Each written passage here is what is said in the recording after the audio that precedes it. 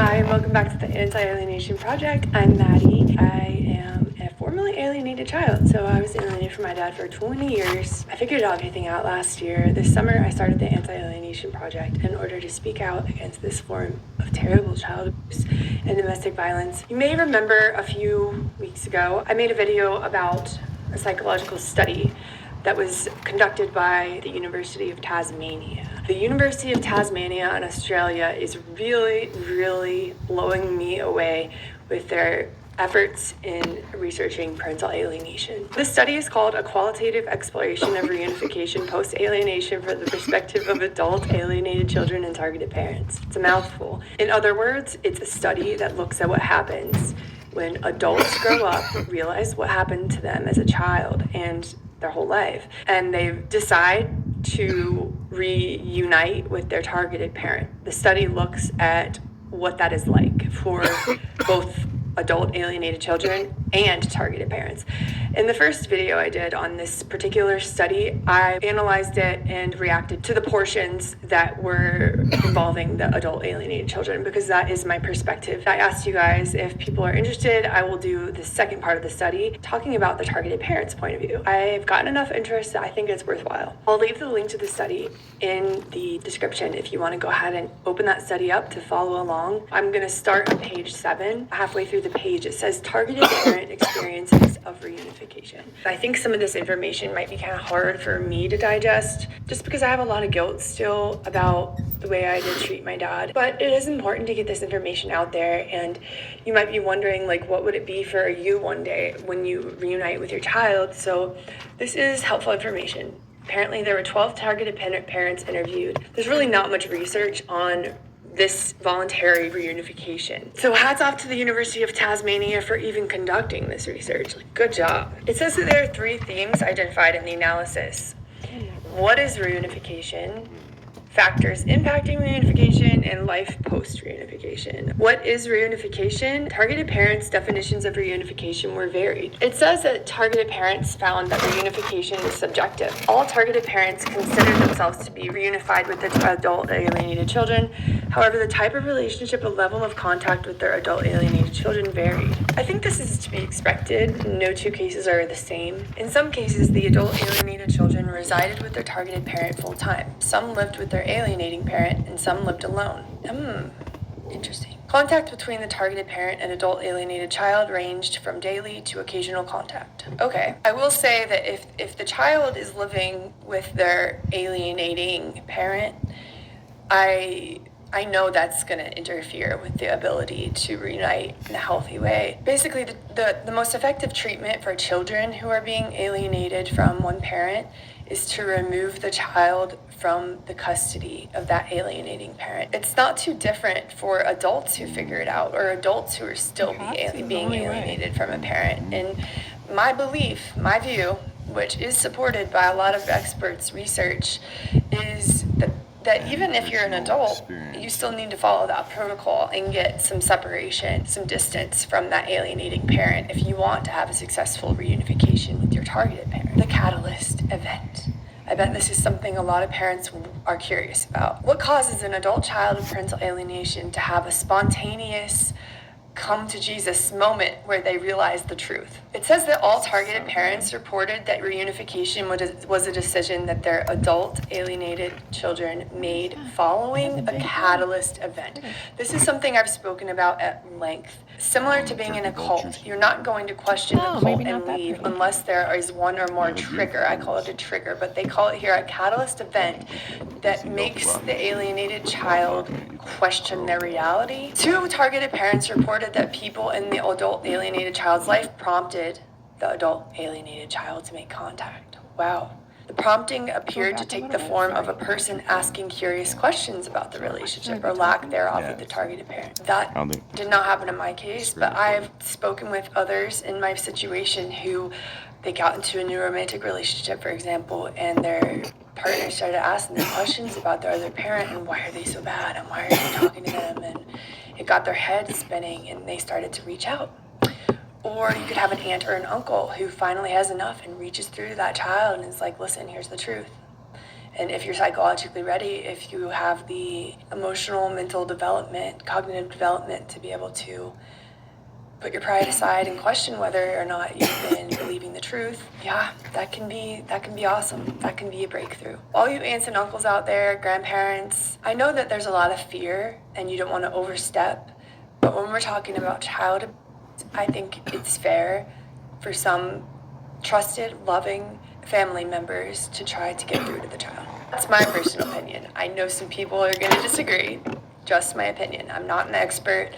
I only have my lived experience. One targeted parent wrote, "You just never know. It could be the flick of a switch that something can happen and it's a trigger." The trigger, in my case, was my son's mate. He said, "What's the deal with your mom? You never talk about her." And that's what triggered him. And he's like, "Well, why don't you go see her? Why don't you reach out to her?"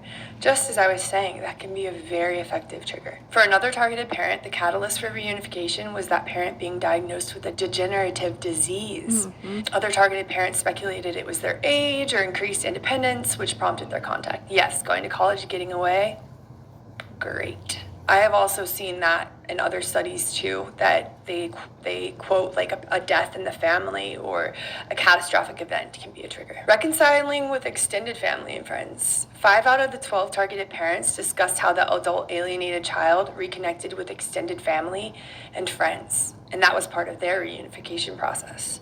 Targeted parents reported that the alienation extended to family and friends, but so did the reunification. One parent says, "She saw my mother for the first time in more than 3 years on Saturday, and she's seen her aunt. So gradually she's starting to see other people from my family and making future plans." That's really awesome and heartwarming. I love that. The next point they make is one that I can say is absolutely true from my own experience, is that reunification is a process. It's not the child and the targeted parent running to each other and embracing with a hug and suddenly everything from the past years or decades is erased. That's not how it works. It's a hard process. It's an emotional process. There's a lot of grief involved and fear involved. Let's see what they say. All targeted parents described spending significant time and effort trying to repair the fractured relationship with their child prior to successfully reunifying. They described how letters, cards, gifts, emails, text messages, and phone calls were consistently unanswered for years before contact became reciprocal. One targeted parent reported driving 2 hours every Christmas, Easter, and birthday over the course of a decade to spend 5 minutes with her child and hand over gifts before driving 2 hours home. That's unconditional love right there. Some targeted parents spent years in the family court, accumulating significant debt in the process to no avail.